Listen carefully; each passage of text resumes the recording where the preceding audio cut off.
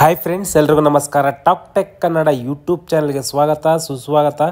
ಇವತ್ತಿನ ಈ ಒಂದು ವಿಡಿಯೋದಲ್ಲಿ ಸರ್ಕಾರ ಬಿಗ್ ಶಾಕ್ ಕೊಟ್ಟಿದೆ ಅಂತ ಹೇಳಬಹುದು. ಗ್ಯಾರಂಟಿ ಯೋಜನೆಗಳಲ್ಲಿ ಒಂದಾದ ಅನ್ನಭಾಗ್ಯ ಯೋಜನೆಯ ಫಲಾನುಭವಿಗಳಿಗೆ ಸರ್ಕಾರದ ಕಡೆಯಿಂದ ಬಿಗ್ ಶಾಕ್ ಬರ್ತಾ ಇದೆ ಅಂತಲೇ ಹೇಳಬಹುದು.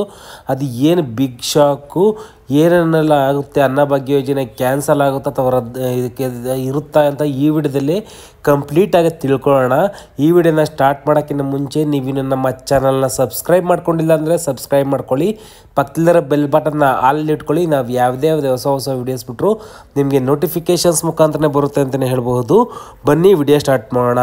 ಹೌದು ಫ್ರೆಂಡ್ಸ್, ರಾಜ್ಯ ಸರ್ಕಾರ ಅನ್ನಭಾಗ್ಯ ಯೋಜನೆಯ ಫಲಾನುಭವಿಗಳೇ ಭಿಕ್ಷಾ ಕೊಡೋಕ್ಕೆ ಮುಂದಾಗ್ತಿದೆ ಅಂತಲೇ ಹೇಳಬಹುದು.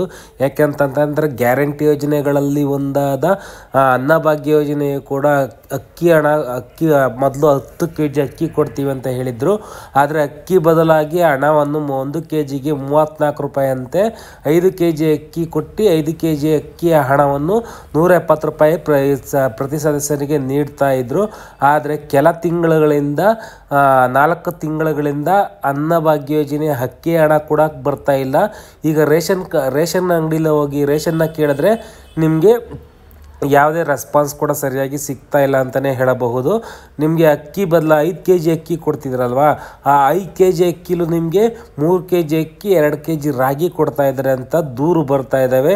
ಇದಕ್ಕೆಲ್ಲ ಸರ್ಕಾರದ ಕಡೆಯಿಂದ ಏನಾದರೂ ತೊಂದರೆ ಇದೆಯಾ ಅಂದರೆ, ಈಗ ಆರ್ಥಿಕವಾಗಿ ತೊಂದರೆ ಇದ್ದರೂ ಕೂಡ ಹಣವನ್ನು ಜಮೆ ಮಾಡೋಕ್ಕೆ ತೊಂದರೆ ಆಗುತ್ತೆ ಅಂತಲೇ ಹೇಳಬಹುದು. ನೀವು ಸಾರ್ವಜನಿಕರು ಅಕ್ಕಿ 5 kg ಅಕ್ಕಿ ಬದಲಾಗಿ ಹಣ ಕೊಡ್ತಿರಲ್ಲ, ಅಕ್ಕಿ ಹಣ ಬೇಡವೇ ಬೇಡ, ಅದರ ಬದಲಾಗಿ ಸಕ್ಕರೆ, ಬೇಳೆ ಅಥವಾ ಇತರ ದವಸ ಧಾನ್ಯಗಳನ್ನು ಕೊಡಿ ಅಂತ ಕೂಡ ಮನವಿ ಮಾಡ್ತಾ ಇದ್ದಾರೆ. ಆದರೆ ಸರ್ಕಾರ ಇದ್ರ ಬಗ್ಗೆ ಯಾವುದೇ ರೀತಿಯ ತಲೆಯನ್ನು ಕೆಡಿಸ್ಕೊಂತಿಲ್ಲ.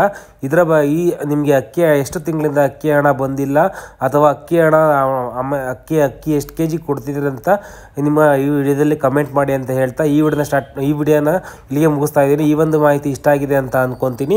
ಈ ಒಂದು ಮಾಹಿತಿ ಇಷ್ಟ ಆಗಿದ್ರೆ ಲೈಕ್ ಮಾಡಿ, ಕಮೆಂಟ್ ಮಾಡಿ, ನಿಮ್ಮ ಫ್ರೆಂಡ್ಸ್ ಫ್ಯಾಮಿಲಿ ಜೊತೆ ಶೇರ್ ಮಾಡ್ಕೊಳ್ಳಿ ಅಂತ ಹೇಳ್ತಾ ನೆಕ್ಸ್ಟ್ ವಿಡಿಯೋದಲ್ಲಿ ಸಿಗ್ತೀನಿ. ಅಲ್ಲಿವರೆಗೂ ಟೇಕ್ ಕೇರ್, ಬಾಯ್, ಜೈ ಹಿಂದ್, ಜೈ ಕರ್ನಾಟಕ ಮಾತು.